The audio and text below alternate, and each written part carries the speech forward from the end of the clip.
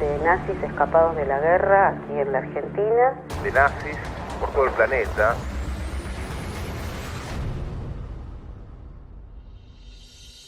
Este hombre era conocido como Ricardo Klement, pero ese no era su verdadero nombre.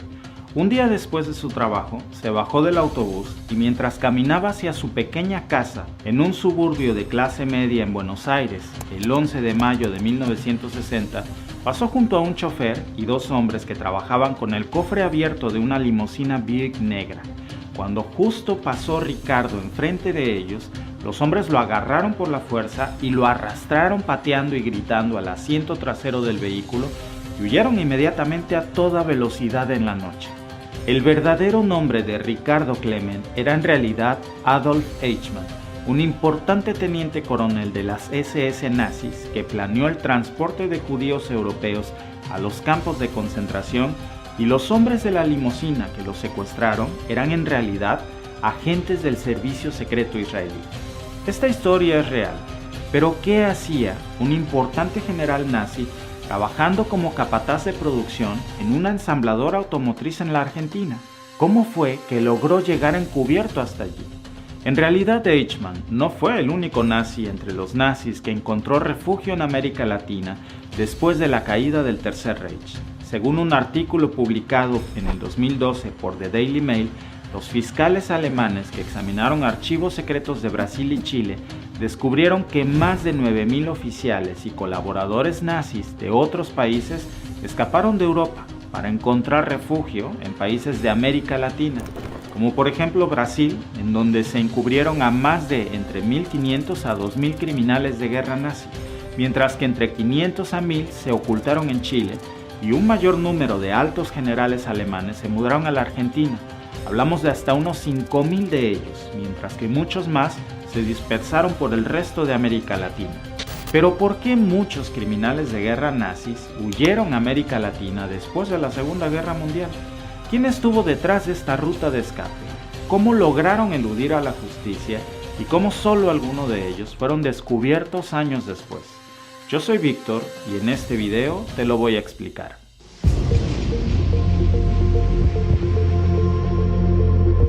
Después de la Segunda Guerra Mundial, miles de nazis y colaboradores de guerras de Francia, Croacia, Bélgica y otras partes de Europa buscaron un nuevo hogar, un lugar que estuviera de preferencia lo más lejos posible de lo que era el terror nuevo de los nazis después de la guerra, los juicios de Nuremberg, que eran tribunales militares precisamente en la ciudad alemana de Nuremberg.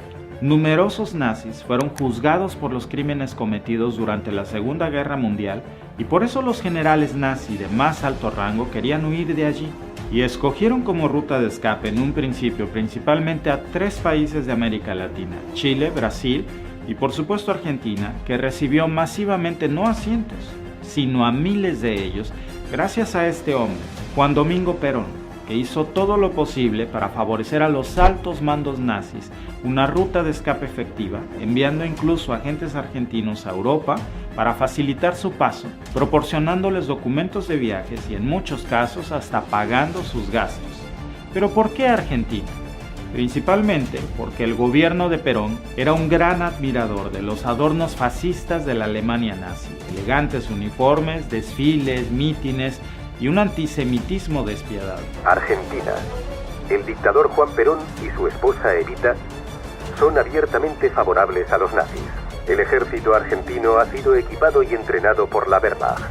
Una pujante comunidad alemana siempre ha alabado a Hitler, y las entidades bancarias alemanas guardan el tesoro de las SS. Muchos argentinos influyentes de aquella época, incluidos empresarios adinerados y miembros del gobierno, apoyaban abiertamente a los nazis y a las potencias del eje, comenzando por el propio presidente Juan Domingo Perón, que había servido como agregado militar en el ejército italiano de Benito Mussolini a finales de la década de 1930.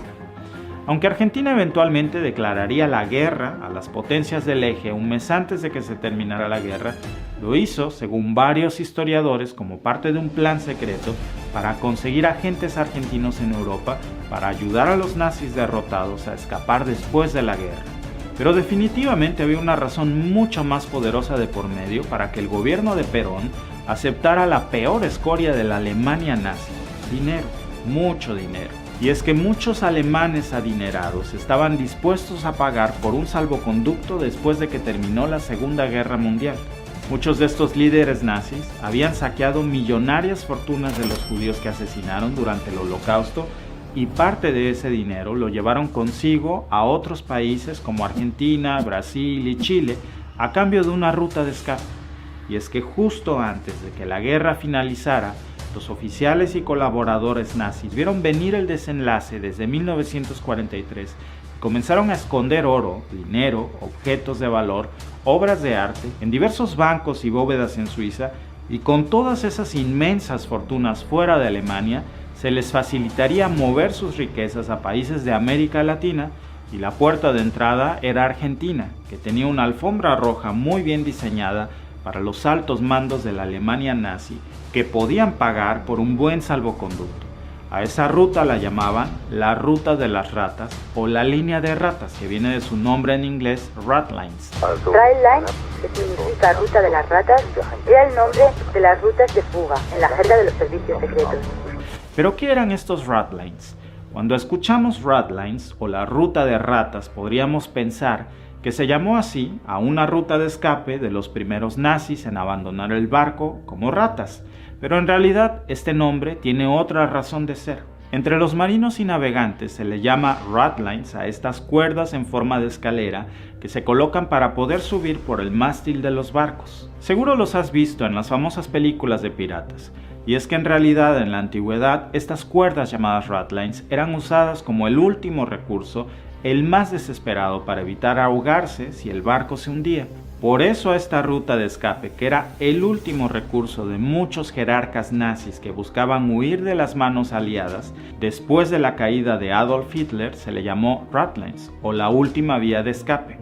Pero estas Ratlines no fueron para nada rutas de escapes improvisadas, fueron salvoconductos planificados y organizados por personas de poder y altos jerarcas, dedicados a proteger a prófugos no solo alemanes, sino también croatas, eslovacos y austriacos. Y casi todas las investigaciones serias, por no decir todas, coinciden en que hubo dos respetables instituciones internacionales que facilitaron la ayuda humanitaria para que miles de altos oficiales nazis huyeran a través de esta ruta de ratas. Y sin su apoyo, huir les habría sido prácticamente muy difícil.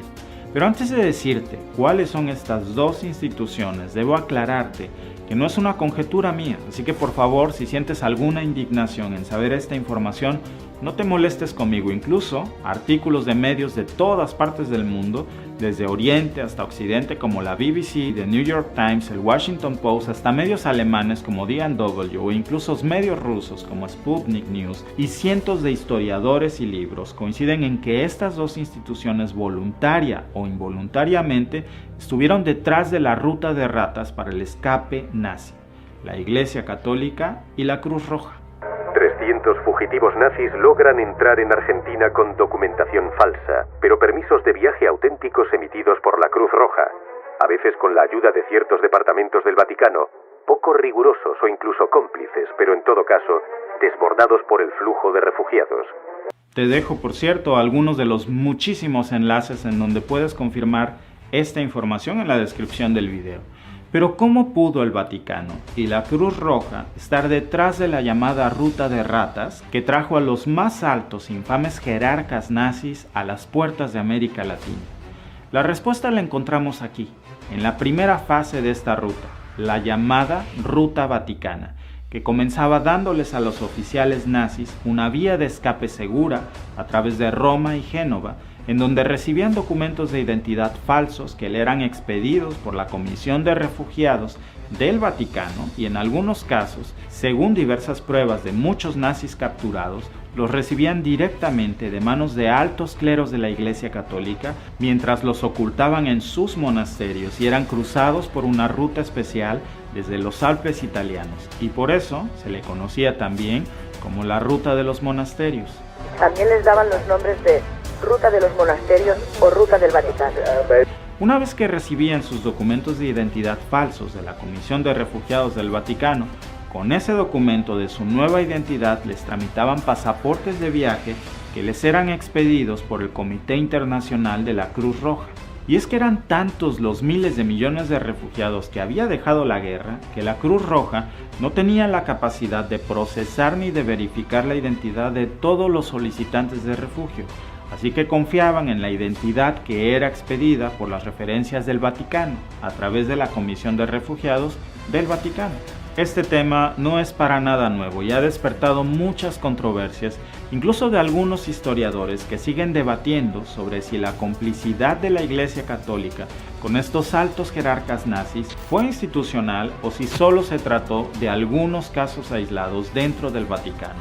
El problema es que no se trató de decenas ni de centenas, fueron miles y miles de oficiales y jerarcas nazis que gozaron de estos beneficios a través de la también llamada Ruta Vaticana.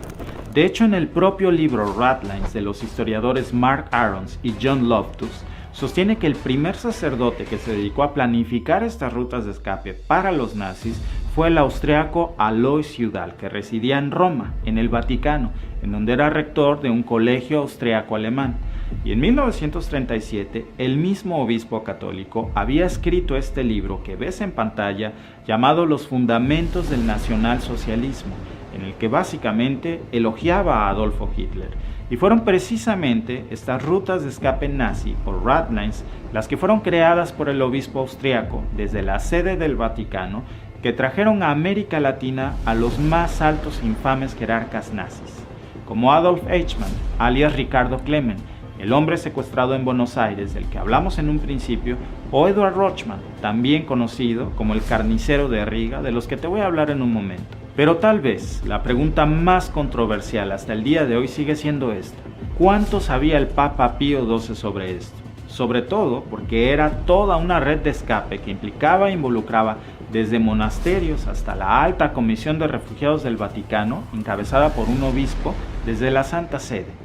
El entonces Papa, durante la Segunda Guerra Mundial, Pío XII, fue y ha sido hasta la fecha acusado de haber ignorado y guardar silencio sobre el asesinato sistemático de judíos durante el Holocausto, e incluso ha sido llamado por muchos historiadores como el Papa de Hitler.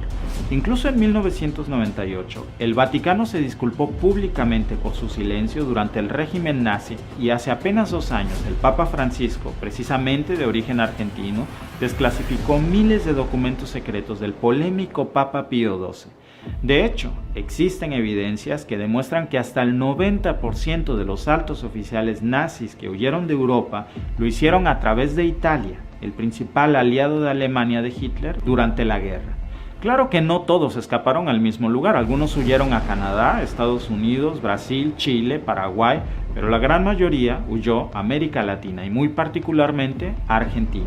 Pero después de la caída del gobierno de Perón en 1955, muchos nazis huyeron de Argentina ante el temor de que el nuevo gobierno opositor a todas las políticas de Perón los deportara a Europa, en donde los esperarían los tribunales de Nuremberg e incluso hasta la pena de muerte.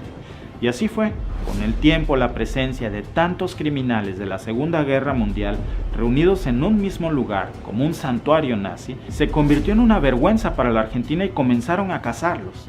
No fue sino hasta la década de 1990 cuando algunos de ellos finalmente fueron rastreados por el gobierno argentino y la Interpol y enviados de regreso a Europa para ser juzgados.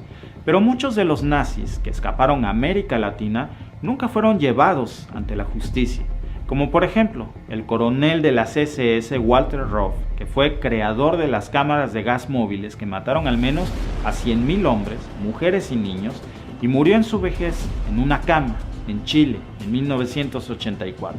Otro caso infame es el de Edward Rochman, también conocido como el carnicero de Riga, acusado de matar a más de 30.000 judíos.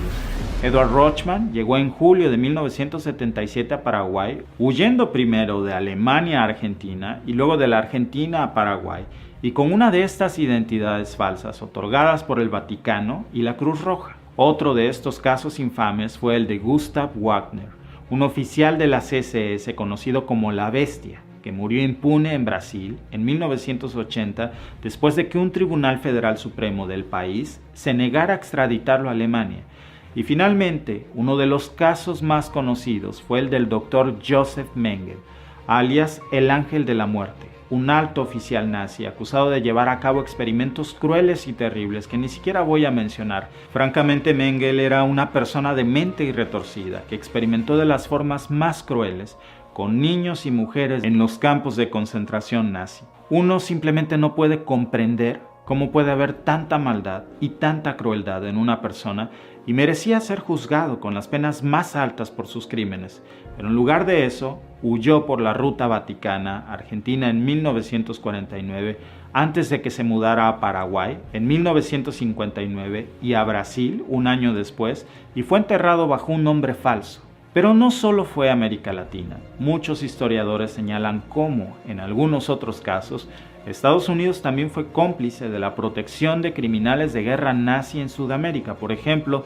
después de la Segunda Guerra Mundial, el Cuerpo de Contrainteligencia estadounidense reclutó a Klaus Barbie, el jefe de la Gestapo en Lyon, Francia, que desempeñó un papel fundamental en la muerte de miles de judíos franceses y miembros de la resistencia francesa. A este personaje, Washington lo reclutó como agente para ayudar con la lucha anticomunista en contra de la Unión Soviética, y le ofrecieron un salvoconducto a Bolivia, desde donde continuó con su trabajo de espionaje, pero ahora para las agencias de contrainteligencia estadounidense. Incluso instruyó al régimen militar sobre cómo torturar e interrogar a opositores políticos. Pero el también llamado Carnicero de Lyon fue finalmente extraditado en 1983 y condenado a cadena perpetua por sus crímenes de lesa humanidad. Pero estos son solo algunos ejemplos de los casos más emblemáticos conocidos, mientras que hubo miles y miles más de los que nunca se supo su paradero final, detrás de toda una red de complicidad que los ayudó a escabullirse de la justicia. Y es por eso que muchos se cuestionan algo sumamente polémico. Si los altos mandos nazis tenían este salvoconducto, que no es una teoría conspirativa, es un hecho histórico perfectamente documentado, entonces, ¿qué le impedía a Hitler usar esa misma ruta? ¿Murió realmente Hitler en Alemania? ¿Qué evidencias hay de eso? De eso hablaremos en nuestro próximo video. Por eso es importante que te suscribas al canal para que no te pierdas ninguna de nuestras investigaciones. Es gratis y solo tienes que hacer un clic. Te veo en el próximo video.